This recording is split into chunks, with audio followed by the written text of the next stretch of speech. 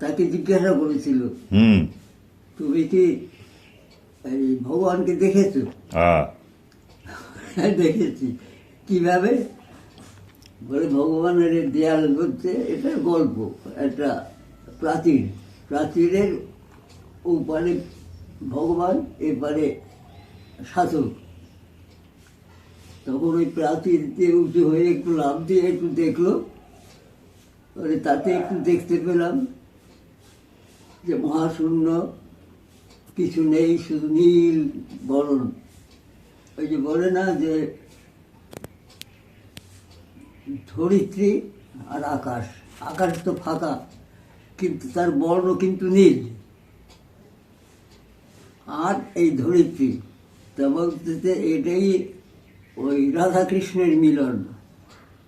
মানে উপরের থেকে উনি তাপ দিচ্ছেন, নিচে ধরিত্রী চিরযৌবনা।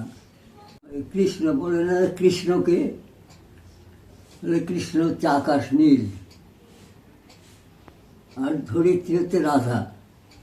রাধা কৃষ্ণের মিলন হচ্ছে সব সময়।